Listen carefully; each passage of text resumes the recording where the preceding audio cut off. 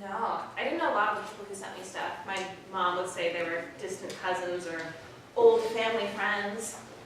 My grandmother's friend from the 70s even sent me a whole new wardrobe. September was like mini Christmas. I remember the school I went to in Houston gave me all of my new school supplies. And I got all these like random teddy bears, but I was 8, so if it wasn't a Polly Pocket, I didn't want it. Did you keep all of it, when you got back after the storm? Yeah, most of it. I mean, there wasn't anything left when we got back, so. Yeah, 32 inches. Not even a full yard, but just enough to ruin all the Polly Pockets. And then the roof came in, and there went all the attic Barbies. Katrina even took the Barbies. Oh, the humanity. Yeah, but I kept all the fucking teddy bears till like a year ago. But I couldn't just give them to Goodwill, so I gave them to my cousin. Allison also had all these like blankets and sweaters and things that were looking pretty gnarly after 12 years of coming in and out of the wash, so we got rid of those too, but yeah, they were pretty special. How much water did you get? About 18 inches, but we had a 2-story and it was okay, so we just wasn't there when the renovation started. No FEMA trailer, thank God. It was already too intimate up there, but I legit think I would have killed my mother if I had had to live in a trailer with her for 5 months. And Jack was just in potty trained at the time, so it would have been her and an angry projectile-peeing toddler. But nah, we were lucky. And I got a couple of teddy bears too. Teddy bears remind me of kindergarten and 1st grade. They're for babies. I'm 8, so I'm not a baby. I know what's happening. I know about the water. I know that the levee by the lake broke. I even saw the Superdome on TV one morning during breakfast before Grandma called me picky in the hall. I don't know how she heard me. I had socks on and everything. I was being real sneaky. Oh, like when Hillary Duff had to sneak out of her hotel room to follow her dreams. I'm not real good at being sneaky, like a spy or something. Like a princess rock star, but a spy. Mom would whisper a lot when we lived with Grandma. She thought I couldn't hear her, but I have spy ears. It was a small house, smaller basement. But she let me see her cry when she found the Scrapbooks, or what was left of them. They brought them back after New Orleans was open for people again. I don't know why we couldn't just go home, but that's what they said. We hung them up to dry on clotheslines in the backyard. I told her it wouldn't help. The pages are all green looking.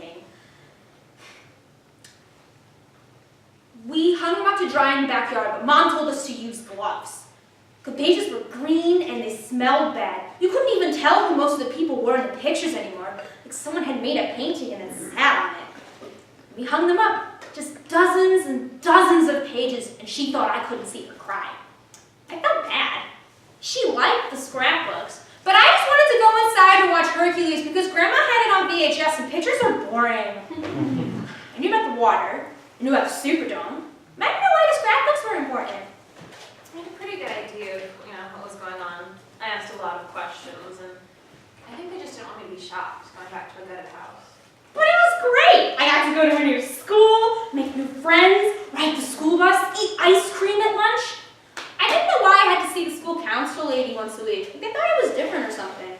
There were other Katrina refugees there too, like Rebecca. Except Rebecca didn't even have a water line. The water went over her roof. The only difference between me and the Georgia kids is that the Georgia kids learned long division. I was supposed to, but then the evac happened. It's not my fault I can't do long division. Anyway, I didn't want the teacher to think I was dumb, so my friend Hannah let Rebecca and I cheat off homework. Oh my God, I cheated off a long division too. We didn't learn it either. Although I think we might have just told the teachers that and they didn't give us any homework. It was dope. Yeah, there was a lot of Katrina refugees at that school, so I think they cut us some slack. Everyone wanted to make sure we weren't traumatized. Literally, I think my mom told me my toys went to live on a farm upstate. That happened. I can't believe you knew all that was happening. And side note, why the fuck would anyone subject literal 8-year-olds to long division? Hello, friends. Your mom let me in. I come bearing toasters if you want them, and Sour Patch Kids because I love you. You are my favorite Boudreaux sister. But yeah, let's see. 21 Pilots, 1D, Alt J. Oh, get this. I found this in the back of my closet, and I thought I threw it out in like 2007. Hillary Duff. Really? You want the nasty-ass, crinkly Hillary Duff poster when you could have indie rock or Harry?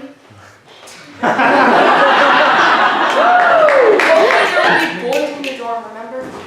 We've been talking about Katrina and how she's been hoarding everything since 2005. They're sentimental, and you kept your teddy bears. No, I get it. I kept my copy of that American Girl book, The Care and Keeping of You. Did I ever tell y'all that story? I think every girl in middle school had that book. What stories? So y'all were what? 8, 9 during the storm? I was 10 and just starting 5th grade when we evacuated. Mom and Dad decided to check on the house after a couple weeks in Houston, so it was just you, me, and weird Aunt Joni. They said they'd only be gone for a couple days. Remember, they called and said it would take a few weeks to get the place? Yeah. Anyway, one weekend at my new Houston middle school, I'm trying my best to blend in and praying no one asks about New Orleans when I go to the bathroom and I got my first period. Except we'd never talked about that. So I literally thought I was dying of stress. So I ran to the office and I was literally inconsolable. I mean, everything was falling apart. The house was gone, my brain was bleeding out of where I peed, everyone I was gonna melt into a puddle and my grave would say win. Aunt Joni came and picked me up and it was so weird. And she gave me a tampon. What's a tampon? Which, of course, I had no idea how to use. And that bitch wouldn't explain it to me. I mean, I was literally dying. And she gave me plastic-covered cotton. What a cunt. So I started screaming to call 911. And after the worst 15-minute car ride of my life, we pull up to Barnes & Noble, which is not a hospital, and she gets me the care and keeping of you. I worshipped that book. It was like my tween Bible that had all the answers to things that no one was telling me. It's not like I had any friends in Houston, so I couldn't ask anyone. No one was telling me about the house or when we could go back, and it felt good to know something, to know one of the secrets. Silly, I know, but it was something. You never told me that. I was there. You could have told me. Oh, I'm sorry I didn't tell you the most pathetic moment of my life. Big sisters are supposed to be protective and helpful when we're not making fun of you. Although it is kind of funny now. God, how fucked up is that? Katrina made us feel all these horrible things, and now we laugh about it. Are we coping properly? Like, should we be crying or something? I think humor is good. I mean, we were so young, but I get it. Like, all of this horrible shit happened, but, you know, now the thing I think about are the little inconveniences, like words for things, and TV channels. And Katrina fell on my birthday. I was actually super shitty. But, here, get this. You're not gonna believe it. After driving us 10 hours to evacuate, my dad took me to Six Flags the next day. He had 2 hours of sleep, and he knew that every passing hour meant another inch of water in his home. And what does he do? Fucking takes me to Six Flags, and we got Cotton candy!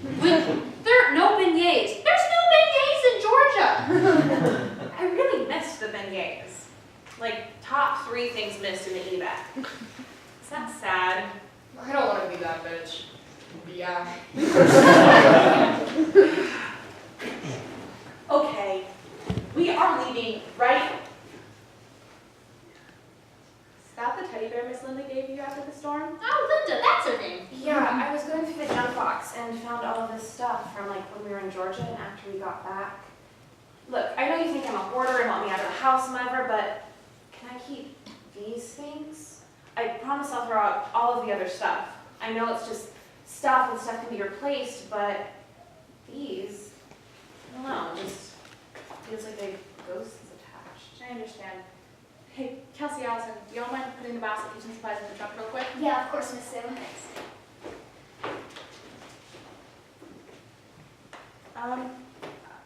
I have something for you. You don't have to take it to college with yourself if you don't want to, but I want you to have it. You deserve to have it. I found someone in Atlanta who could make stands before the photos were well, We hung them out to dry in the backyard.